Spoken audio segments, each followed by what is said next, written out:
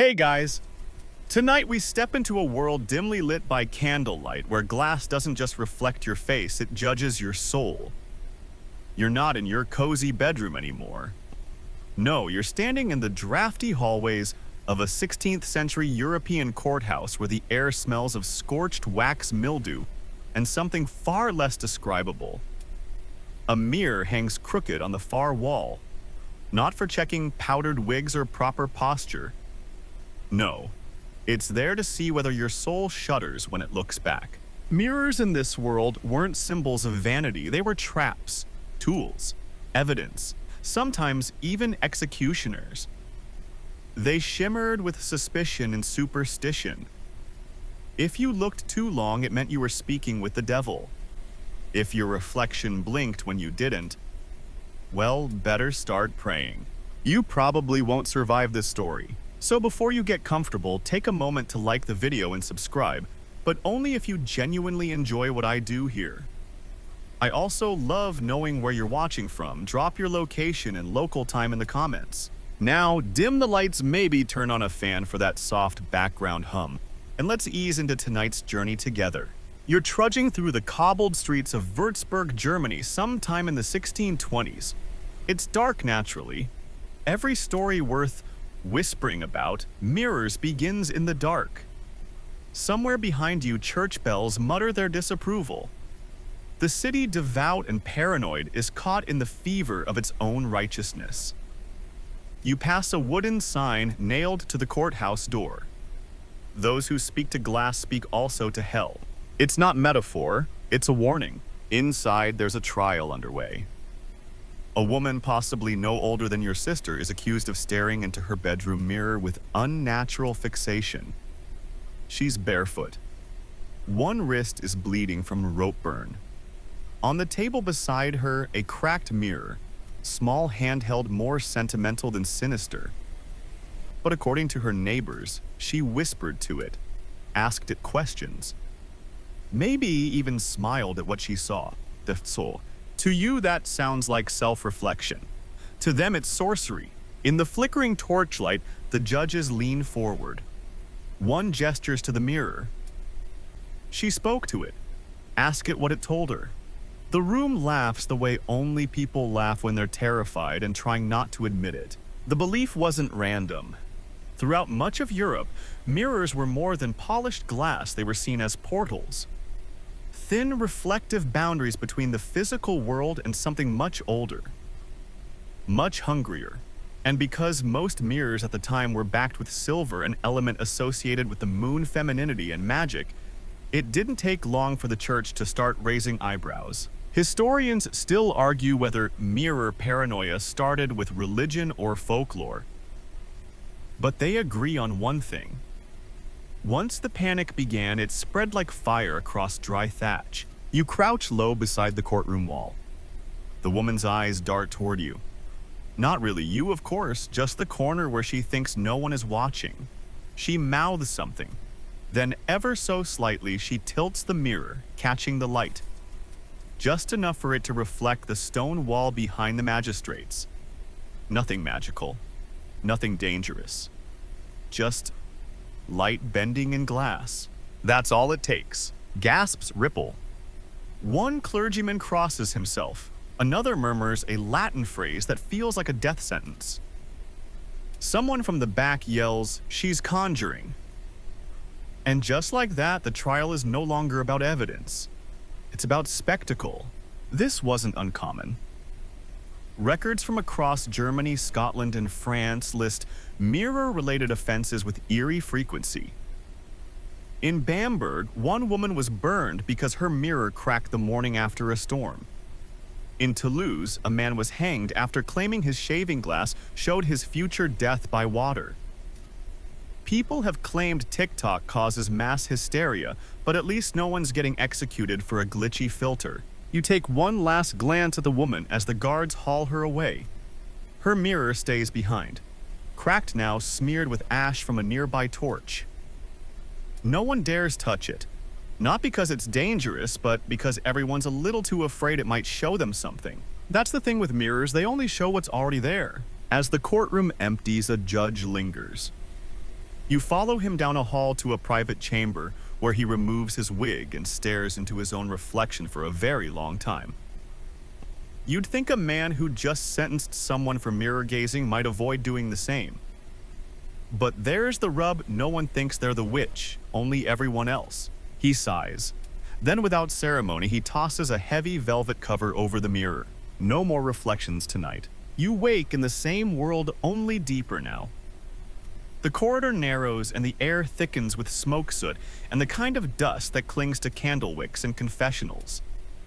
Your footsteps echo against stone, and up ahead, there's a glint, cold and silent, a mirror resting on an altar like a sleeping blade. You've entered the domain where silver and sorcery blur.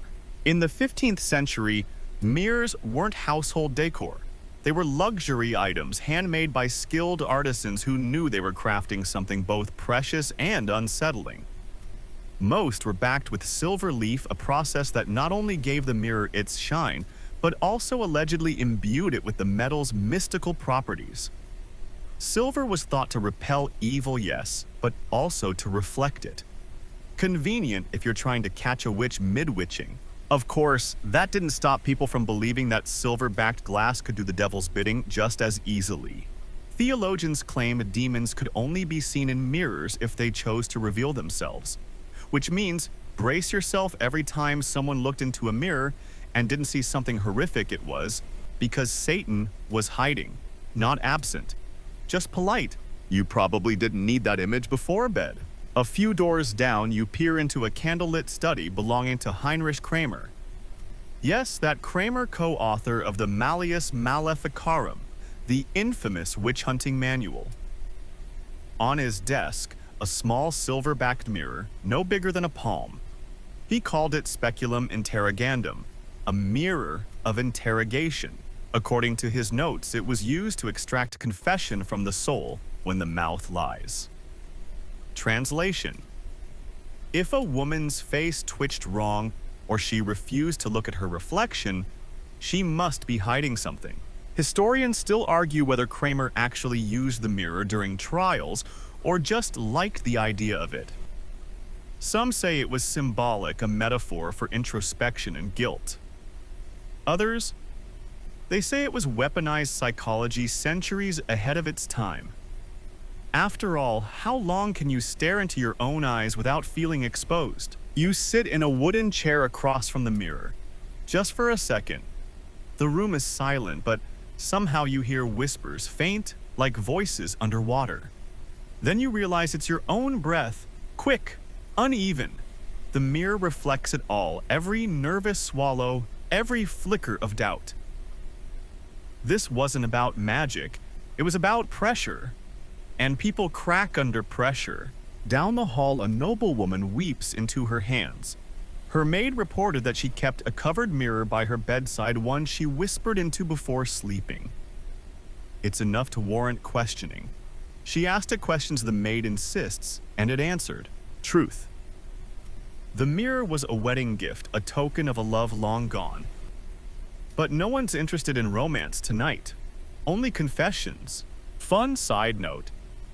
Silver-backed mirrors were so expensive in the 1500s that nobles sometimes hired guards to watch them during travel, not for fear of theft, but fear of what might be seen in them during movement. One rumor claimed that a jostled mirror could accidentally open a passage to the other side. Like a cosmic pocket dial, you reach out to touch the one on the altar. Your fingers stop just short. The surface glows not with light but with history and fear. You imagine a woman in 1611 crouched before this very same mirror, begging it to show her whether she'd survive the week. Her husband had fallen ill. Neighbors whispered. The baker's cat died. And somehow it all pointed to her. All because she owned a mirror. Modern scholars love to argue that this was mass hysteria fueled by patriarchal control and bad science. Which, fair, but it's also important to remember how terrifying the world was without explanations. Illness must be spirits, crop failure, witches. Bad dreams, something in the glass. You turn and look back down the corridor. Shadows pool along the walls. Mirrors hang at odd angles. Some are draped. Some are cracked. None of them feel entirely still. There's one mirror oval-shaped, its silver backing mottled with time, that shows something strange. Not your face exactly, but a darker version. Your silhouette, but hunched and older. You blink and it vanishes. Was it your imagination? Or just the candle flicker? Or maybe it's like the old Bavarian proverb warns, if you look too long into a mirror, it will remember more than your reflection. You back away slowly. Better not to ask questions you don't want answered. You descend a crooked staircase, boots landing with a soft crunch on straw and dirt. The smell changes wetter here, rank with mildew and rusted metal. Your hand brushes the stone wall as you ease into the dim, flickering glow of torchlight. Welcome to the cell. In this world, mirrors don't hang on bathroom walls or line vanity tables. They sit in corners of dungeons, framed in tarnished iron, waiting to be used not for grooming, but for judgment. This one's small, handheld, and chipped at the edges. Someone's initials are scratched into the back AG, a woman who likely never left this room. You crouch eye level with the mirror. In the corner, shackles hang limp against the wall. Someone was here days ago, maybe hours? Maybe she's still in the adjacent chamber. And if the jailer's logs are accurate, she was made to sit in front of this very mirror. For hours, days, until something in her face twitched. Until she broke. It was called specular examination, an unofficial but widespread practice during Europe's more imaginative centuries of witch trials. The accused would be isolated, then forced to stare into a mirror for extended periods under observation. The goal: watch for signs of spiritual possession. If the reflection blinked too slowly, they were hiding something. If the accused turned away, they were guilty. If they wept, hysterical. If they stared calmly, obviously in league with Satan. You can't win in a mirror. There's a record from a 1593 trial in Bavaria. A girl of 13 was locked in a windowless cell with a cracked glass mirror and no food. By day 3, she confessed that her reflection had smiled back at her with the mouth of a wolf. She was executed before sundown. Historians still argue whether her story was born of psychosis, starvation, or simply a child's desperate attempt to end the torment. You glance up and catch a flicker in the glass. Just a smudge, a blur. Could be your hair, or not. There's a jailer's journal nearby, its pages crusted with damp. One entry notes that mirrors were sometimes used to reflect the light of God into the eyes of witches to blind the devil within. What that really means is someone shone a candle in their face to see if they flinched. High-level theology, clearly. Quirkier detail. In parts of rural France, some inquisitors carried small mirrors etched with a cross on the back. They believed the glass had the power to extract hidden evil when held against a person's skin. Sounds harmless until you read that these mirrors were sometimes pressed to burns and open wounds during questioning. Because nothing says justice like weaponized superstition and second-degree burns. You lean against the wall and it's colder here. Moisture seeps through the stone. Somewhere above you hear footsteps. Laughter, the crack of firewood. Life goes on. But here, underground, a mirror sits silently unchanged, even as the faces before it scream. This one. It's different. The frame is oak carved with faded vines. A sign it once belonged to someone of means. Maybe a merchant's wife. Maybe a healer. You pick it up. It's lighter than expected. The glass is warped, not a flaw, but a feature. Old glass often ripples like water, distorting the face ever so slightly, which gave prosecutors an easy win. If your face looked strange, proof of demonic presence. If it didn't, still suspicious. It was the Middle Ages and logic was optional. A small plaque rests beneath the mirror, covered in grime. You wipe it clean. Used in the trial of Agatha Grune, 1601. That name again. A.G. Her story's barely a whisper in the historical record. A widow childless. Midwife by trade, lived alone, owned 3 mirrors. That alone made her a statistical anomaly and a target. She was reported by a neighbor after allegedly laughing into her reflection while lighting a fire. You pause. Laughter. In this world, definitely suspicious. There's another layer here, a darker one. Some trials included what's now called the Mirror Pact accusation. This meant the accused was said to have made a deal with the devil through a mirror. They didn't need to summon him. Just speak into the glass during a full moon and he'd answer. Often with favors or curses. A girl in 1619 claimed she saw her future husband's face in a mirror, and 2 days later the real man died in a hunting accident. Coincidence?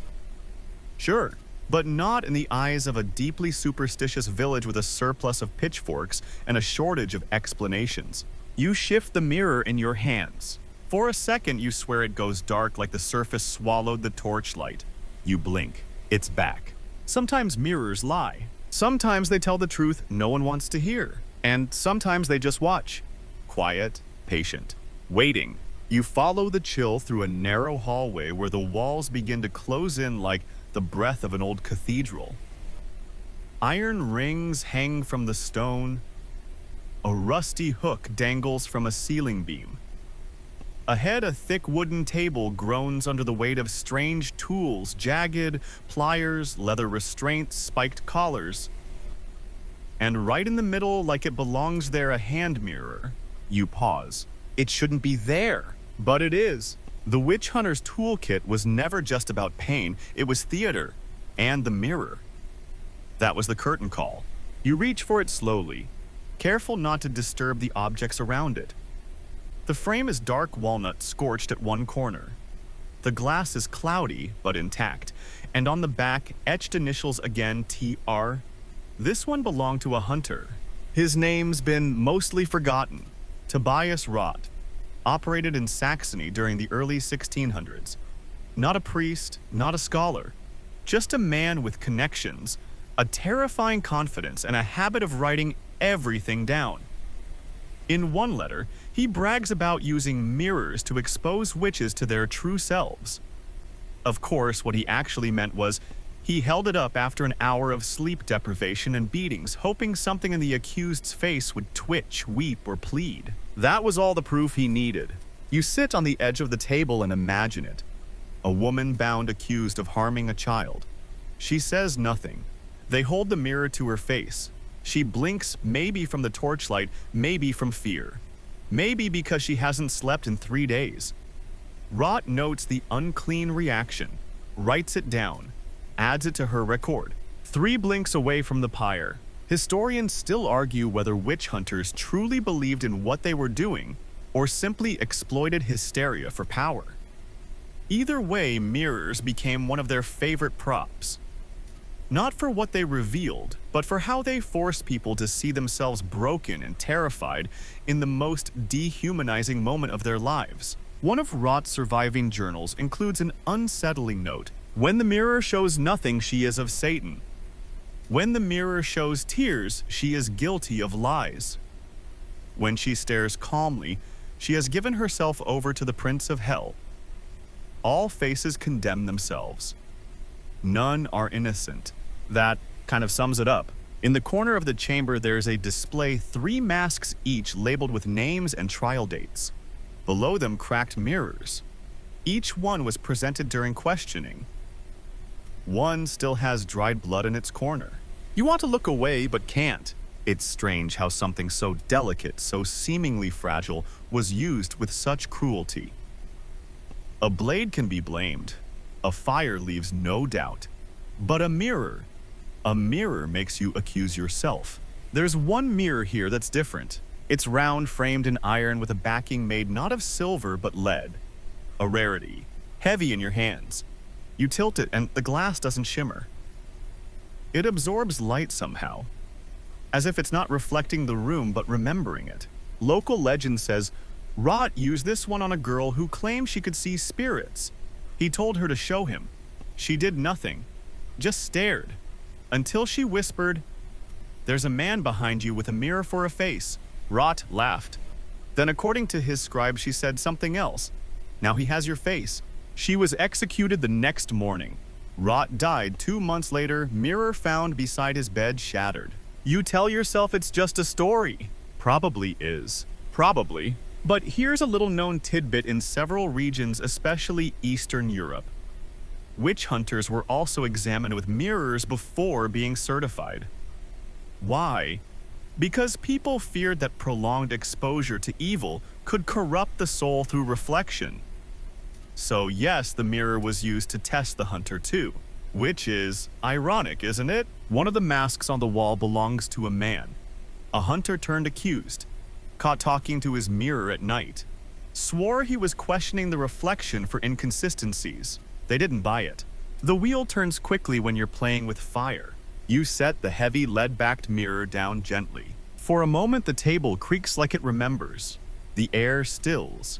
You catch your own reflection again, warped by age and soot, but it stares back. And for half a heartbeat, your mouth isn't moving.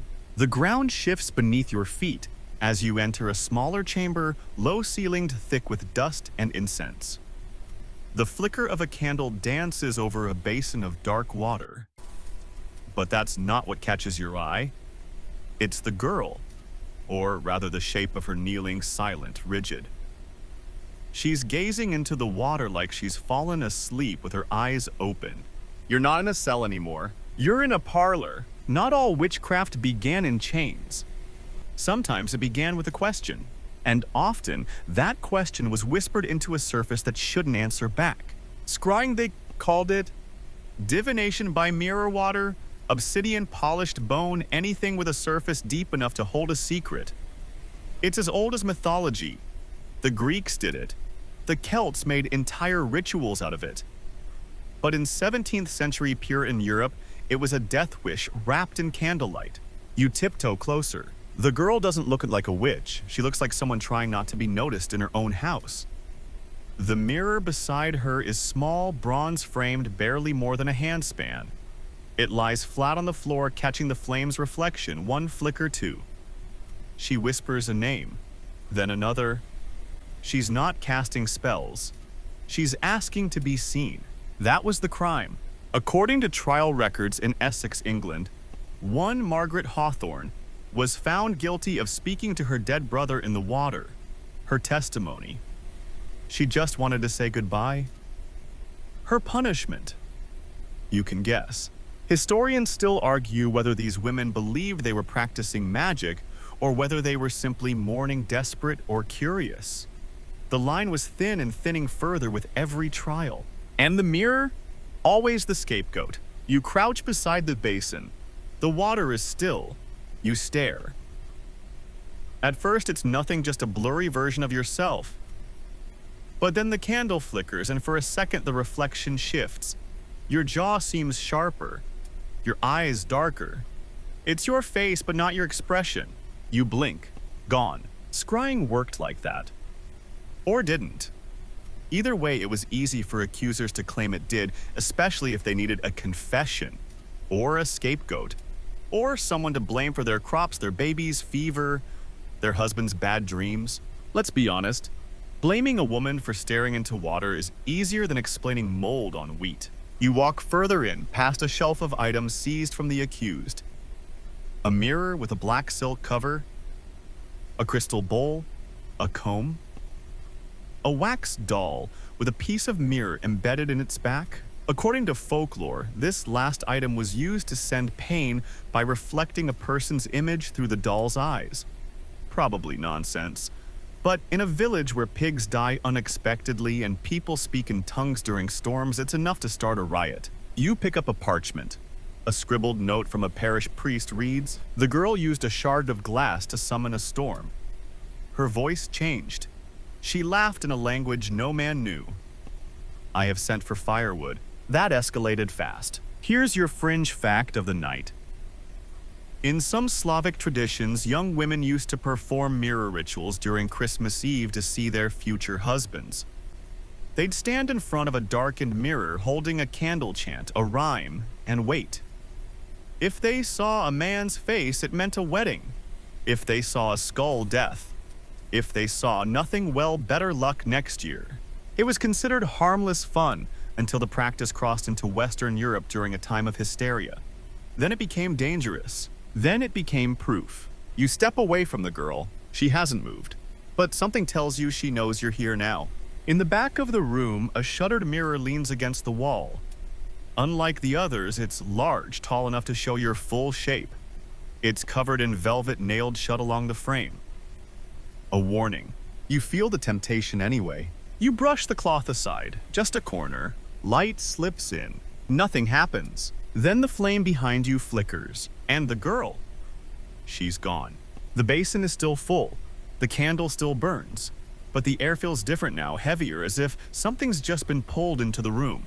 Or out of it. You don't stay long enough to decide. You step out of the scrying chamber and into the flickering opulence of a Venetian hallway. Ornate wallpaper peels from the corners. The scent of melted wax drifts from chandeliers above, and everywhere mirrors. Wall to wall, floor to ceiling, as if you've wandered into a palace made entirely of reflections. You're in Venice. The year, sometime in the late 1600s. The city is a jewel, glimmering gilded and deeply afraid of what lurks beneath its shine. Mirrors here are big business.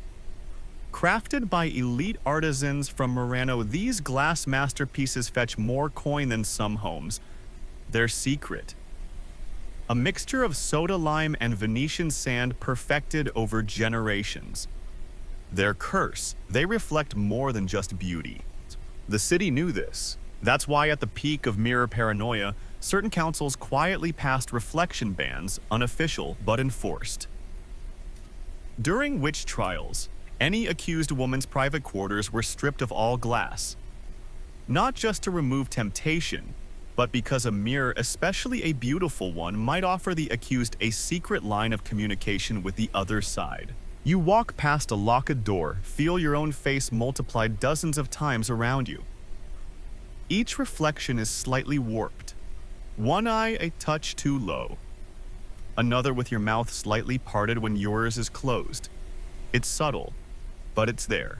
You stop walking. They don't. For a few years in Venice, during particularly harsh inquisitorial cycles, laws were drafted that prohibited the installation of mirrors in rooms used for interrogation. Not because they were fragile, but because they were too revealing, too unpredictable. One magistrate wrote, "I will not have my own image watching me while I decide a soul's end." Practical, chilling. And here's the fringe detail. Murano glassmakers were forbidden from leaving the city-state under penalty of death. Venice guarded its mirror-making secrets as fiercely as it did its borders. But some believed the real reason was darker, that the mirrors made on the island were cursed. That the combination of silver heat and secrecy created something else. Something that remembered. You stand before a grand piece 7 feet tall, inlaid with gold leaf, and behind it, a small cross carved into the wall. A blessing, or a warning. It's cracked. You glance sideways and there's a woman in the mirror, pale, dressed in black, hair coiled like a crown. You turn. No one. But when you look back, she's still there, a little closer. Venetian legends are full of women like her.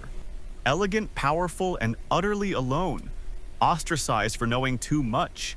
For possessing books, for owning mirrors that reflected without shadow.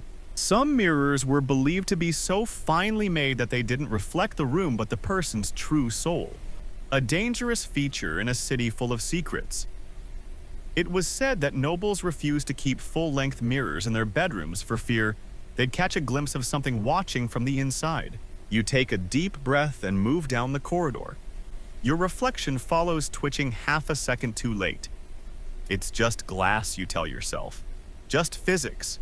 Just coincidence. But one door in this hall is locked with 3 separate latches. A plaque beside it reads, Camera della doppia room of the double. It was where they brought women who swore their reflections had spoken to them.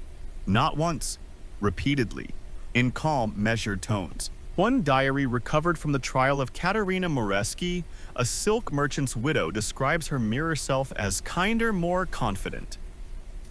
This other self warned her of illness, told her which spices would spoil, which neighbors to avoid. Then, one day, she saw that reflection smiling when she wasn't. So she smashed the mirror. That was her first mistake. Her second was telling anyone. You reach for the latch. Don't. Just don't. Even now, some of Venice's older homes keep their mirrors covered during storms. Not to protect the glass, but because lightning, they say, wakes things up. You back away from the door, and as you do, every mirror in the corridor seems to inhale. Not loudly, not dramatically, just subtly, like breath behind glass. You walk faster, and this time you don't look back. The canals and corridors vanish behind you, replaced by something quieter, rural, simpler. You're standing in the cramped kitchen of a stone cottage somewhere in the English countryside. The hearth glows low with dying embers. The air is thick with the scent of dried rosemary and damp wood. There's a chill not from the wind, but from the wall. You look up. There's something embedded in the masonry. A jagged, dust-covered object protrudes just enough to catch the light. A mirror shard. You've stumbled into something strange and very old. Welcome to the world of witch bottles and shattered glass charms. A world where protection isn't about crosses and prayers, but about concealment, counter magic, and throwing the curse back where it came from. This house, like many across 17th century Britain and Germany, once believed itself to be under threat. And in those days, if you feared a witch was working against you, the first thing you did after clutching your Bible was mix up something nasty: urine hair clippings, rusty nails, and bits of broken mirror, sealed inside a ceramic jug or bottle. Then you'd bury it under the hearth beneath the doorstep, or even inside the wall. Why? Because superstition claimed witches cast their curses through reflections. So if you trapped part of that reflection, especially in a mirror fragment, you could turn the curse back, like a magical boomerang. It was DIY Exorcism Home Depot edition. Historians still argue whether people actually believed this worked, or whether it was just ritualized fear, a way to feel in control when everything else was chaos. But the belief was so widespread that archaeologists today still uncover these bottles hidden beneath centuries of soot and stone. And nearly all of them include one specific item: a piece of broken mirror. You walk toward the hearth. The bricks here are cracked, the mortar crumbly with age. You dig carefully. Behind one, a small cavity. Inside, a bottle. It clinks when you lift it. Something's inside, still sloshing. You don't open it. No one sane ever does. Here's a fringe tidbit. Some people believe that if a mirror in the house cracked spontaneously, it meant a curse had just been caught mid-flight. So instead of throwing it away, they'd take the pieces, seal them with salt and iron, and bury them sometimes under barns, sometimes under beds. A sharp mirror fragment became both shield and snare. Of course, it also became evidence. In one infamous 1664 trial in Norfolk, a mirror shard was found beneath a woman's porch. Her neighbor claimed it had an eye in it, likely a flaw in the glass. The court took it as proof she'd trapped someone's spirit. They made her dig it up and smash it in public. Then they made her confess, which she did under pressure, likely from far worse tools than broken glass. You sit at the kitchen table. The mirror on the wall is small oval, its surface dimmed by smoke. It hasn't been polished in decades. Still, it watches you. It doesn't need clarity to reflect unease. You wonder about the family who lived here, who they were afraid of, what they tried to trap, or who. A diary lies half buried beneath a pile of rotted cloth. You flip through. Ink faded but legible. I heard her again, in the glass. She tells me when to light the fire, when to lock the door. When I forgot the sheep died, I won't forget again. You stare at the final page. It's blank. The room is too quiet now. Even the hearth seems to be holding its breath. You rise gently, touch the mirror on the wall. For a moment, the surface ripples, not literally, but emotionally, as if your fingers brushed a nerve. It's just superstition, right? Except you feel watched, not by the room, not by the mirror, but by whatever was once caught inside it. And maybe, just maybe, it's still trying to find a way out. You step back into daylight, or what should be daylight. The sky is dull slate-colored, the kind of gray that settles over everything like a warning. A bell tolls in the distance. Slowly, one beat at a time. You find yourself in the courtyard of a modest 17th century courthouse, timber-framed damp with English drizzle. There's a platform set up, and in front of it an object rests on a stool. A mirror. No frame, no stand, just a square of flat polished glass sitting like a coiled trap. You've arrived at one of the most bizarre and forgotten phenomena of early European witch trials, trial by reflection. It wasn't widespread, but it happened. Especially in smaller towns where resources were few and imagination was abundant. In these places, mirrors weren't just symbolic, they were evidence. And worse, they were tests. Here's how it worked. The accused was brought before a judge, or sometimes the village elder. A mirror was placed before them. If their reflection appeared normal, perhaps they were innocent. But if it didn't, if the face looked slightly off, if the mirror showed nothing at all, that was considered irrefutable proof of guilt. You walk toward the stool. The mirror stares upward at the flat gray sky. Rain spots speckle its surface. You crouch and peer in. Your face is there, but it looks flattened, pale. Maybe it's just the angle. Maybe. In one recorded case from 1637 in the town of Fulda, Germany, a woman named Brigitte Eltz was brought before a council. They'd been told she could not be reflected. The town barber swore he'd held up his shaving glass and seen nothing. Her reflection, he said, was eaten by shadow. The court brought in their own mirror, and there it was, her face. But the court didn't like what they saw. They said she looked too calm. She was executed 3 days later. Historians still argue whether such accounts were genuine misunderstandings of optics, manipulation of warped glass, or full-blown collective delusion. Some suggest that mirrors were intentionally scratched, smoked, or warped to fail certain reflections. Others say nothing was altered. People just saw what they expected to see. And that may be the scariest part. You glance over your shoulder. A boy no older than 10 is being led forward by his mother. She's trembling. A man behind her carries a letter, an accusation. Apparently, the boy had been caught speaking into puddles and asking the rain for secrets. And in his family's home, a mirror. Old, fogged with age, but still capable of whispering suspicion. Now the boy stands in front of the glass. He looks in. He sees himself. But someone shouts. He blinked before the reflection did. Gasps, footsteps. The moment teeters. Someone else yells. That's the devil's delay. It's nonsense. All of it. But you can feel how quickly nonsense becomes gospel when fear walks in the room first. You turn to leave the platform. But one last mirror catches your eye off to the side, smaller with a note attached. Used in the trial of Anne Corbett. Refuse to show her face. You lift it slowly. It's a pocket mirror. Warped slightly along the edge, probably from heat or age. You angle it carefully. At first you only see the sky. Then slowly your own eyes emerge. And then something else. Another set of eyes. Not yours. Not fully. They blink out an instant later, but you saw them. Just long enough for your stomach to dip.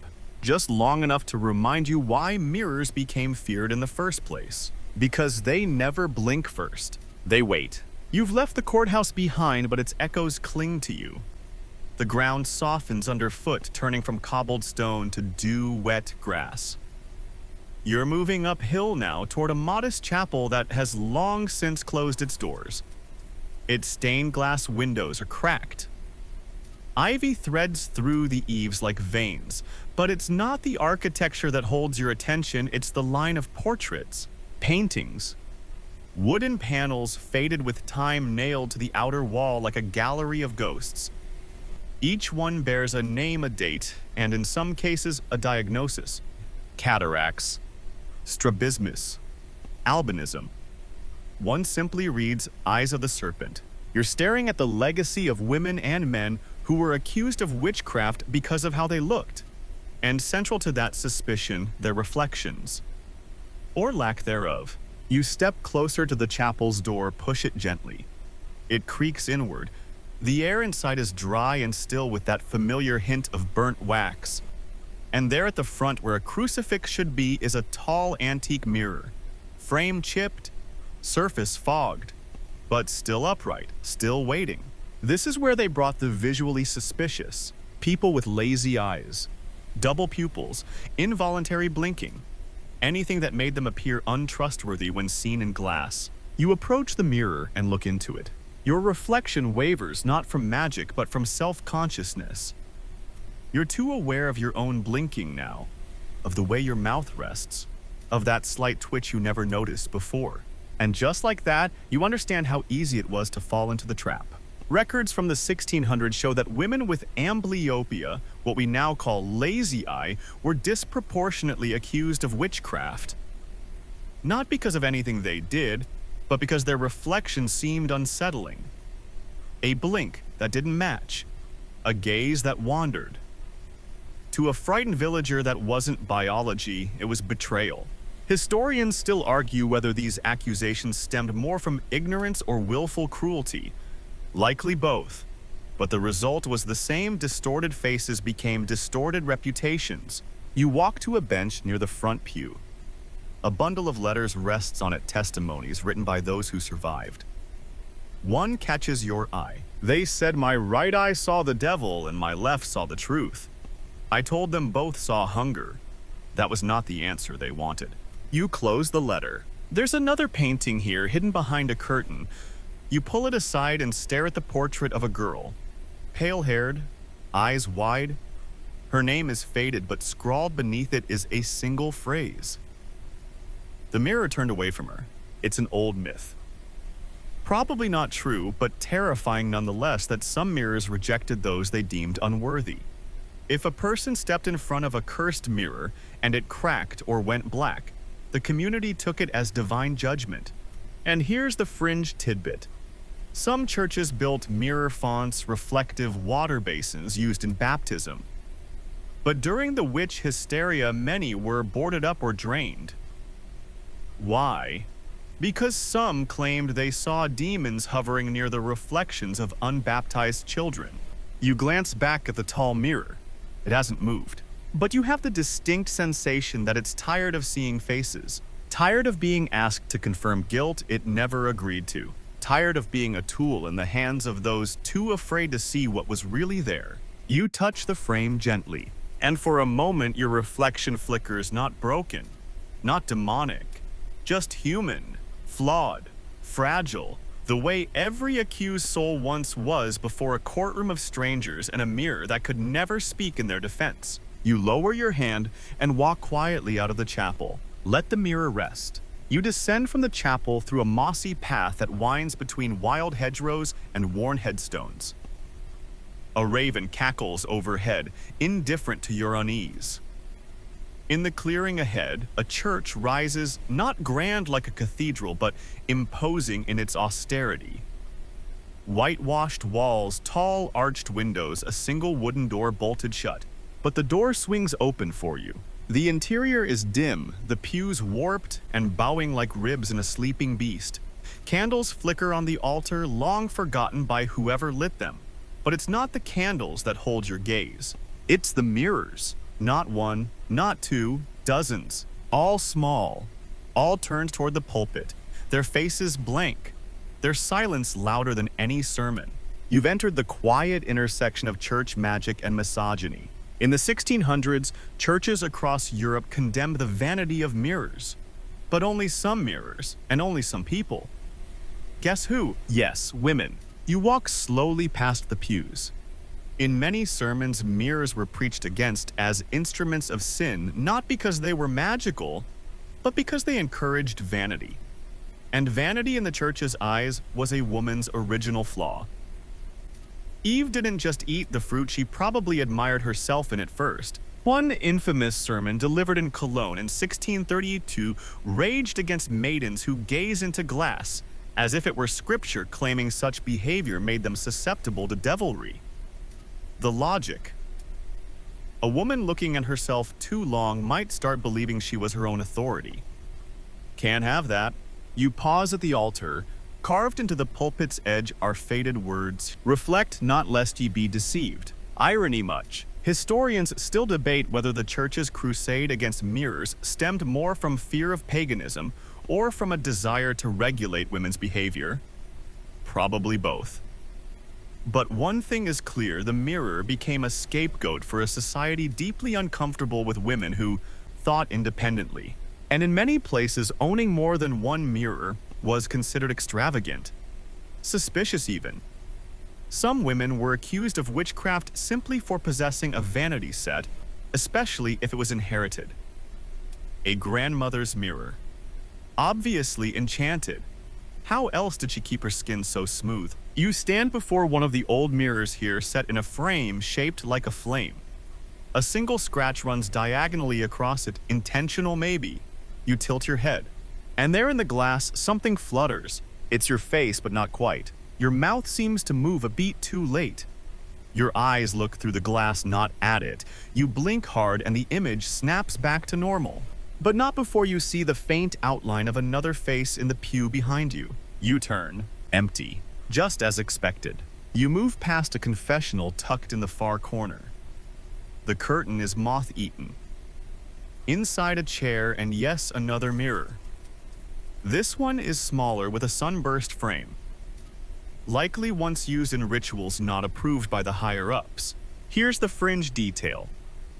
Some fringe sects believed a confessional mirror could reflect a person's sins physically. One tale tells of a priest who used a silver glass to see unspoken sins etched as smudges or cracks. Eventually, the mirror shattered mid-confession. The story ends with the priest losing his sight. Convenient, moral, uncomfortable metaphor. Back by the altar, you examine a prayer book. Tucked inside its pages is a warning hand written in the margins. She turned the mirror toward heaven and saw only herself. Make of that what you will. The air grows colder. The mirrors seem to lean forward just slightly. You back toward the door. In this place, reflection was not about vanity or introspection. It was about obedience. A woman who looked in a mirror and liked what she saw was a threat. A woman who didn't look was suspicious, and one who spoke to it beyond saving. You step outside. The door creaks closed behind you, and through the window in the mirror nearest the pulpit, your face lingers a second longer than it should. You're deeper in now, past the courts, past the churches, down into the homes where fear lived quietly. Not the grand hysteria of bonfires or trials, but the softer, more intimate terror that settled into a family's bones. You're in a 17th century cottage, the kind where stone meets timber and secrets tuck themselves into the grain of every beam. And here you notice something strange. Every mirror is either turned to the wall or covered in cloth. You walk through the rooms and it's everywhere. Mirrors hung backward, draped with linens, some even tucked inside cupboards like misbehaving children. It isn't coincidence. You've stepped into the era of mirrors, hidden in plain sight. Historians still argue whether this trend was more cultural or spiritual. Some say it was tied to mourning rituals. Mirrors were traditionally covered after a death to keep the soul from getting trapped. Others claim it was a form of protection, keeping evil from entering or leaving the glass. But in witch-hunting Europe, there was a third reason: fear of being watched. Not by spirits, not by Satan, but by your neighbors. You sit beside the hearth. The mirror above it is small oval and carefully flipped to face the stone wall. It's been mounted backward for so long that a dark imprint, almost a bruise, remains on the plaster. This wasn't about superstition anymore. This was survival strategy. In some villages, owning too many mirrors raised suspicion, but so did covering them, especially if done secretly. So households split the difference, leave one uncovered in the public room to show compliance and turn the others toward the wall to sleep at night. Imagine living like that. Every mirror a possible accusation, every glint of your own face a risk. Here's a strange little detail. During major inquisitions, officials were sometimes sent house to house with mirror inventories. Yes, actual mirror counts. If someone had 2 or more in bedrooms or private studies, it was cause for questioning. You wander into what used to be a child's room. There's a wooden toy horse on the floor, tipped over. A mirror nailed to the inside of a wardrobe door. A slip of parchment wedged into its corner reads, "Only open when no one is home." You don't, but you feel the tension of a household that lived in whispered habits. Don't look too long, don't laugh at your reflection. Don't be caught admiring yourself after dusk. In Amsterdam, there's a surviving journal from a merchant's wife dated 1672. She writes, "I miss my face. I miss seeing it without dread.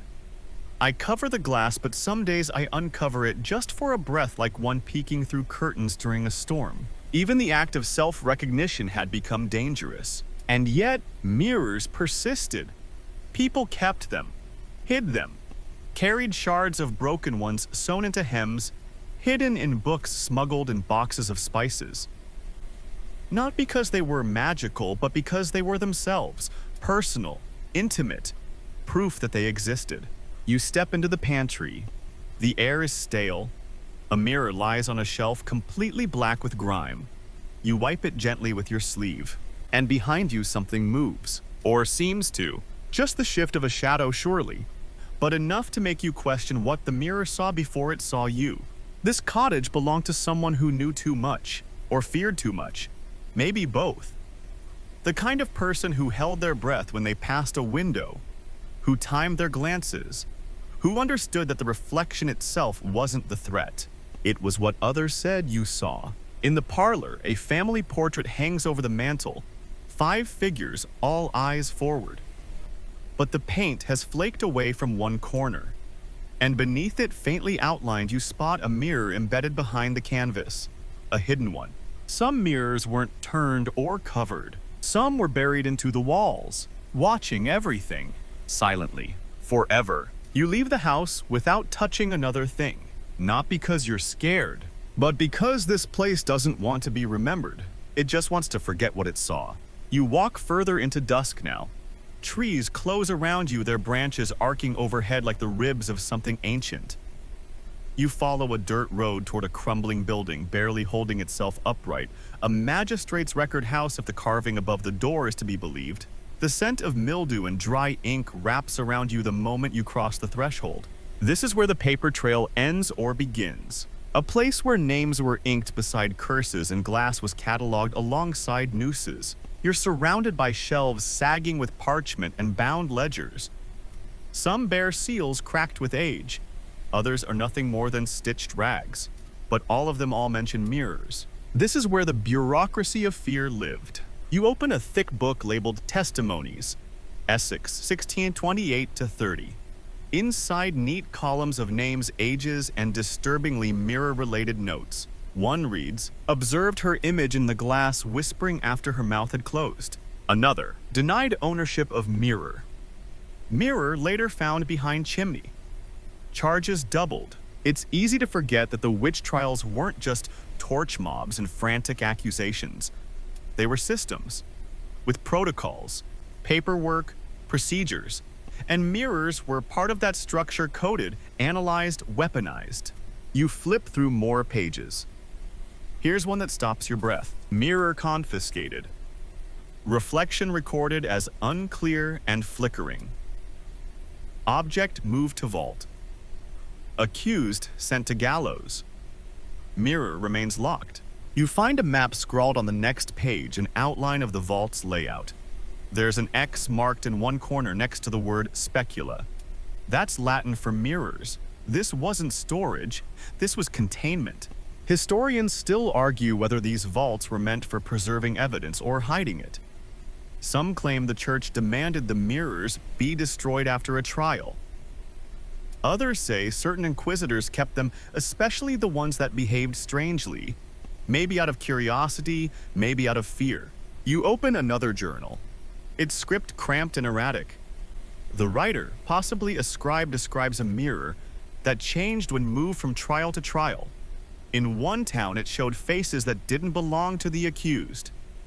In another, it cracked during prayer. The final entry reads, "I do not look into it anymore. I cover it with wool. Still I hear it." You gently set the journal down. On a desk nearby is a smaller stack letters exchanged between scholars of the time. You skim a few. One stands out. How do we determine what a mirror reveals versus what it reflects? Is it the soul of the viewer or the intent of the observer? And here's the kicker. This wasn't written by a witch hunter. It was penned by a professor at the University of Leiden. You realize something. This wasn't all zealotry. Some were genuinely trying to understand what they were witnessing. You find a pamphlet titled Reflections and Reversals: The Danger of Looking Too Long. It's part cautionary tale, part pseudoscience. It claims that looking into a mirror for more than 3 minutes in total darkness can invite inversion. No clear explanation what that means, but apparently one woman in Prague disappeared after a mirror refused to give her back. Sure, that sounds legit. And yet tucked in the margins is a modern note clearly added much later. Some of these cases resemble early accounts of dissociative hallucination. Mirror-induced psychosis. Even centuries later, the debate rages.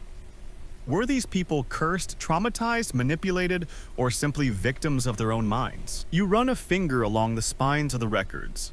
Behind one shelf, you discover a bundle of small mirrors wrapped in fabric and tied with twine, each one labeled, each one numbered. A quiet archive. You pick up the first. The label reads Susanna Finch, 1627. Smiled at her reflection while her face was still. You don't unwrap it. You pick up another item, 12. Unknown origin. Image refuses to match observer movement. Nope. Back down it goes. And now, finally, the fringe detail of the day. One of the more bizarre theories put forth by a 17th century English naturalist was that mirrors were actually alive. Not metaphorically, biologically. That glass and silver created a kind of reflective organism capable of remembering faces and choosing what to reveal. He was laughed out of every university, but maybe he laughed last. Because one of his notes reads, "If mirrors live, then some may choose not to reflect death." You glance toward the darkest corner of the record house, and one mirror there is facing the wall. You leave it that way. You step out of the records hall as the last of the twilight drains away. The sky above you has dulled to the color of tarnished pewter. Wind threads through skeletal branches, and far ahead, through the hush of approaching night, you see a solitary cottage blackened by soot and time. The door creaks open before you touch it. Inside, everything is scorched. Floorboards, charred ceiling beams, half-collapsed air sour with old smoke. This place was not abandoned. It was destroyed, a burned-out husk of fear, and sitting right in the center of the blackened floor, untouched by flame, perfectly intact. A mirror. You're staring at a case of witchcraft by arson blamed on a burning glass. In 1651, this house belonged to one Elsabeth Meyer, an herbalist and widow. The story goes that she had a round mirror in her upper window, decorative. She claimed angled to bring more light into her cramped working room. But when a neighbor's barn mysteriously caught fire, they swore they saw sunlight flicker off that very mirror hours earlier. It didn't help that Elsabeth made salves, or that her cat hissed at clergymen, or that her eyes reportedly reflected no color in the afternoon light. The mirror was blamed, specifically for focusing the sun's rays and conjuring flame. Now, you and I know how mirrors work. Sunlight angles focal points. It's not witchcraft. It's physics. But in 17th century Bavaria, people weren't exactly using protractors. A gleam of light became a spell. A fire became a curse. A woman became a witch. Historians still argue whether this case marked one of the first uses of mirror as weapon in a courtroom context. It didn't matter. Elsabeth was arrested the next morning. She was questioned, tortured, and finally executed. Her mirror was meant to be burned alongside her, but it didn't burn. Here's the fringe tidbit: in several trials across Europe, similar claims were made. A woman accused of murder via sunlight, another of illness via reflected moonlight. One even blamed for making a man's shadow vanish because his reflection in her mirror grew paler by the day. Reflected light became evidence of intent, and that mirror, the one you're staring at now, it's said to be the mirror, Elizabeth's, recovered by villagers after the fire, placed in the local chapel, then moved again, eventually locked in a cellar and forgotten until someone in a burst of curiosity or cruelty brought it back to this place. You kneel in front of it. There's soot on the ground, ash all around, but the mirror surface is immaculate. You glance inside, nothing at first, then flame, a flicker of it. But it's not outside. It's not a reflection of anything burning in the room. It's in the mirror, a wavering line of orange heat behind your head that isn't there when you turn around. You look again, it's gone. Just your face now. But your face looks afraid. And you are. Because suddenly this isn't just about superstition. It's about how people used belief, how they turned mirrors into verdicts, glass into gallows. All because they didn't understand it. All because fear needed a shape. And what better shape than something that looks like you but isn't quite you? You rise and step back. Behind you, the wind whistles through shattered slats. A bird rustles somewhere above. And for a moment, the mirror shudders. Not cracks, not breaks, just shudders. As if something inside it just woke up. Maybe it's the memory of flame. Maybe it's you. Either way, you don't look again. You walk out slowly, leaving soot prints on the floor. The mirror, as always, says nothing, but you can feel it watching. You're back on the road now, though nothing about this path feels modern. The trees arch tighter, the air tastes like stone, and the quiet presses against your skin like wool soaked in fog. Somewhere in the stillness, a child is singing, or maybe it's just the wind scraping through warped window frames. You've entered the last stretch. Not a place exactly. A pattern. Because mirrors didn't die with the trials, they just changed shape. And tonight you find yourself standing in a bedroom. Not from centuries ago, but not quite recent either. Late 1800s maybe? The wallpaper curls at the edges and an oil lamp flickers on the nightstand. A vanity sits beneath a lace-curtained window. Its mirror is tall, wide, and still. Too still. This is where the echoes become urban legends. Where history forgets its paperwork and trades robes and verdicts for dares and whispers. Mirrors didn't vanish from our nightmares after the witch hunts ended. They just moved in. You touch the mirror's edge. It's cold. The kind of cold that doesn't come from temperature but from absence. As if it's not really there. As if something else is borrowing its shape. And maybe that's how we ended up with things like Bloody Mary. Say her name 3 times. Candlelight. Bathroom mirror. We all know the script. But here's the part people forget: the origins trace straight back to the same fears you followed this whole time. Divination, vanity, women, reflection, punishment. Historians still argue whether Bloody Mary was based on Mary, Grace of England, famed for her brutal reign, or if she's a folk echo of the women burned and hanged for daring to look too long into glass. Either way, she's a ghost wrapped in superstition, a mirror-bound remnant, and she only appears in places where we're taught to watch ourselves. It's not coincidence. You move through the house. The mirrors here are all intact, which is worse somehow.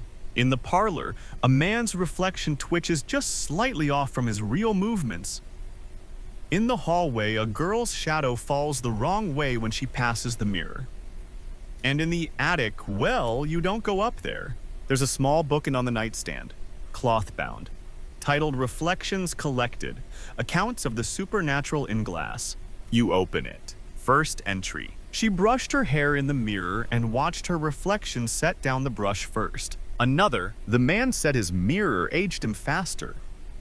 Each night it added wrinkles not yet on his skin. When he covered it, the reflection began knocking, and one more written in nearly illegible scrawl. It called my name, not out loud, not in sound, just inside me, like it knew what name I wouldn't tell anyone else. You shut the book. You don't need to read more. Here's a fringe detail. In parts of rural Appalachia, there's a tradition that if a mirror falls and doesn't break, it's because something on the other side caught it. Something grateful, something patient. But if it breaks, it wasn't your reflection inside. It was theirs. You walk into the hall again and see yourself in the long mirror by the staircase. But your reflection isn't centered. You step left. It doesn't. It stands still for a moment too long, then suddenly follows, catching up with a snap. Like it had been distracted. Like it had been doing something else. You don't look again. Because the legend isn't just in the mirror. It's in you now, in your memory. And tonight, when you get up to pee at 3 a.m. and catch your own face in the bathroom mirror, will you blink before it does? Will you look away first? Or will you test it? After all, it's just a mirror. Right. You're almost at the end. You feel it in your bones, the way the air has settled into a hush, the way your thoughts start to trail off like smoke.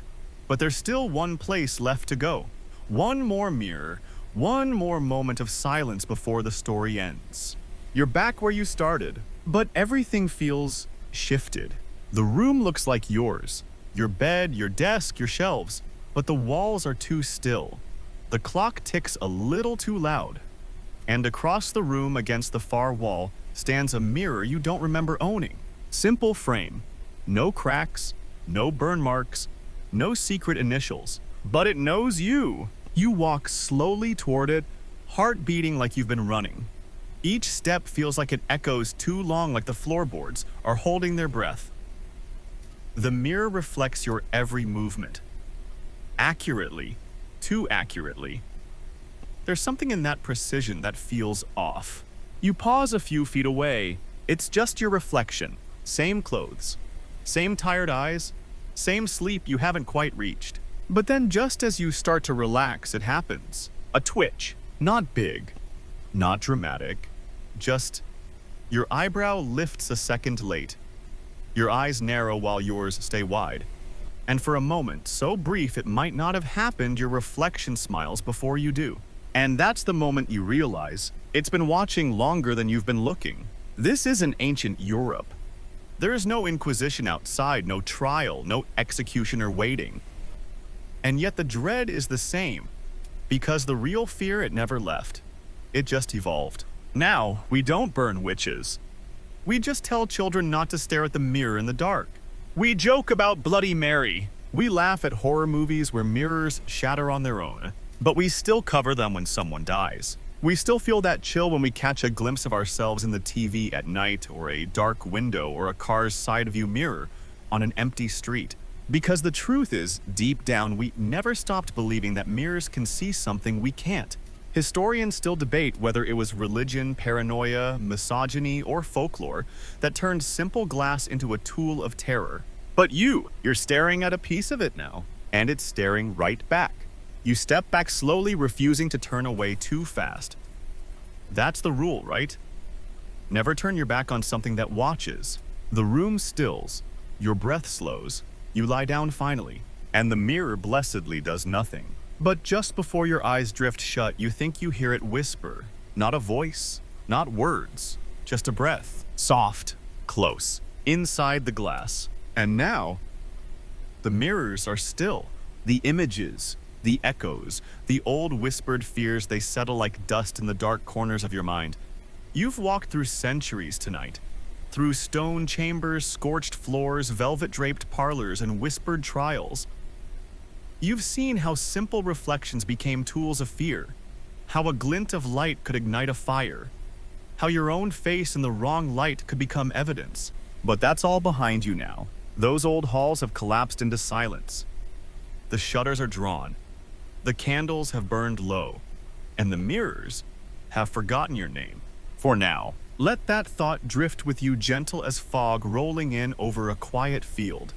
Let it stretch across your chest, warm and heavy like a wool blanket just pulled from the line.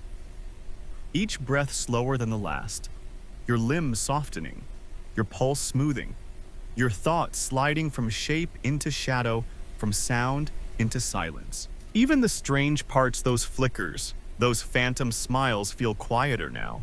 Just pieces of stories, just glass and memory. No reason to keep your eyes open any longer. No reason to look again. Because sleep is safer. And the mirror, it will still be there in the morning, waiting quietly, exactly where you left it, exactly how you remember it.